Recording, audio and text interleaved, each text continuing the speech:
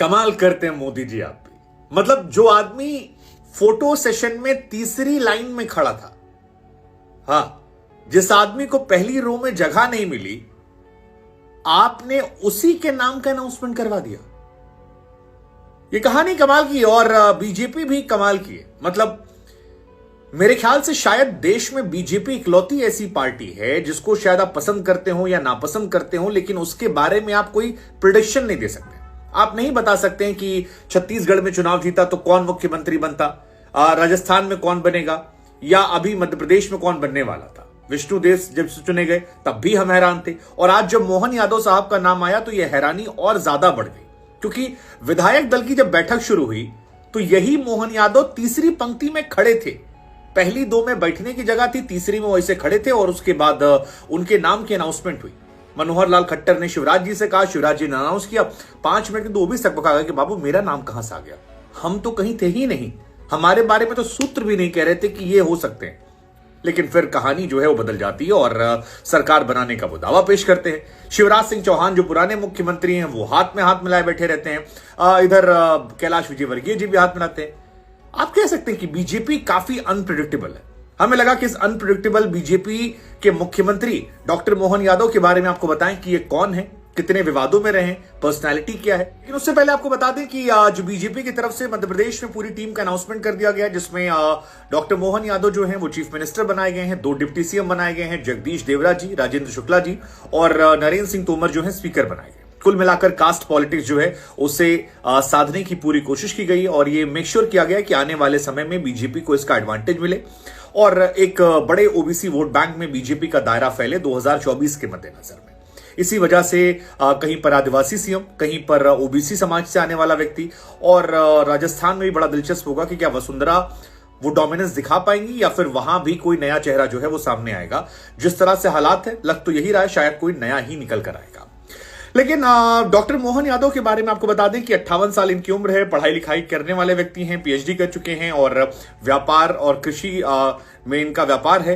पत्नी है, 2 बेटे हैं, 1 लड़की है। एबीवीपी से इन्होंने अपने पॉलिटिकल करियर की शुरुआत की थी 2004 में, उसके बाद आगे बढ़े, फिर उज्जैन से ही ये चुनकर आए। कंट्रोवर्शियल भी रहे ये, मतलब कई बार इनका विवादों में गहरा नाता रहा है। जैसे एक बार माता सीता को लेकर इन्होंने बयान दिया था जिसमें काफी ज्यादा ये वायरल हो गए थे, जब इन्होंने कहा था कि मर्यादा के चलते भगवान राम ने माता सीता को छोड़ा, वन में बच्चों को जन्म दिया उन्होंने, कष्ट झेलकर राम भगवान की मंगल कामना करती रही और मौजूदा दौर में ये तलाक के बाद की जिंदगी जैसा। ये वाला बयान काफी कंट्रोवर्शियल रहा था। कुछ और भी विवाद इनके जीवन में रहे हैं। एक विवाद इनके साथ था जब कांग्रेस ने आरोप लगाया था कि अपने लोगों को फायदा पहुंचाया मास्टर प्लान जब बन रहा था। हालांकि ये बहुत खुश हैं, इनकी वाइफ बहुत खुश हैं और खुश होना भी चाहिए।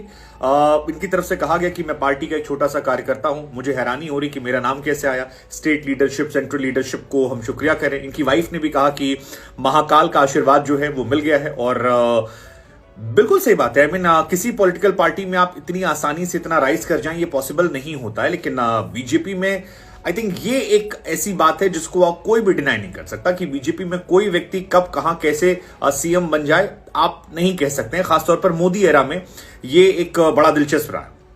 हालांकि जहां तक बात मोहन यादव जी की है, 2013 में पहली बार उज्जैन दक्षिण सीट से ये विधायक चुने गए थे और 2018-2023 इसके बाद चुनाव जो है ये जीत कर आते हैं। तो ये 3rd टर्म इनका था जहां पर ये जीत कर आए थे। इससे पहले इनको मंत्रालय दिया गया था और शिवराज सरकार जो है उसमें मंत्री रह चुके, तो ठीक ठाक काम जो है वहां पर किया है। उच्च शिक्षा मंत्री इन्हें बनाया गया था क्योंकि पढ़े लिखे व्यक्ति हैं, पीएचडी कर रखे हैं। 1965 में उज्जैन में इनका जन्म हुआ था और जैसा कि हमने बताया कि एमए कर चुके हैं, पीएचडी कर चुके हैं। इनके 2 लड़के 1 लड़की है, तो ये कुल मिलाकर इनकी फैमिली की कहानी है। लेकिन बड़ी दिलचस्प कहानी है यार कि मतलब कहीं कहीं दूर दराज तक कोई आदमी एग्जिस्ट नहीं करता है। 1984 में इन्होंने अपने बीजेपी के साथ पॉलिटिकल करियर की शुरुआत की थी। फैक्ट कहें कि 1984 ने 1982 में ही इनको मौका मिल गया था। 1982 में छात्र संघ का चुनाव लड़ा था और वहां पर जीते थे। माधव विज्ञान महाविद्यालय कॉलेज जहां पर गए, चुनाव लड़े और जीत कर आए। इसके बाद 1984 में उज्जैन से ये नगर मंत्री और 1986 में विभाग प्रमुख जो हैं ये बनाए गए। फिर 1988 में एबीवीपी में इनका कद और बढ़ता है और प्रदेश के सह मंत्री राष्ट्रीय कार्यकारिणी के सदस्य नियुक्त किए जाते हैं। देन वहां से संघर्ष करते करते 2013 में उज्जैन दक्षिण सीट से जीत कर आते हैं और उसके बाद मौका बन जाता है। अब बड़ी बात यह कि यार शिवराज सिंह चौहान हो या बाकी लोगों, बहुत सारे नाम इनके पास थे और उन सारे नामों को दरकिनार करते हुए इनको आगे बढ़ाना ये इनके लिए और बीजेपी में तमाम कार्यकर्ताओं के लिए काफी बूस्ट करने वाला। और यही वजह है कि तमाम लोग शॉक हैं, वो शॉक हैं कि यार ये कैसे हो गया। और कई लोग कह रहे हैं कि यार मोदी जी यार मतलब कुछ अलग से करते हो आप, ये क्या लॉजिक है। हालांकि मुझे याद है इंडिया टुडे में जब हम एक कॉन्क्लेव कर रहे थे वहां पर उन्होंने कहा था मोदी जी ने कि मैं आप लोगों का काम खराब करता हूं। लेकिन यह भी संयोग है कि जब संघर्ष लगता है तब तब मध्य प्रदेश में बीजेपी का सीएम बन जाता है। मतलब 92 में सुंदरलाल साहब बन गए थे, 2004 में उमा भारती जी बन गई थी, 2016 में शिवराज जी बन गए थे।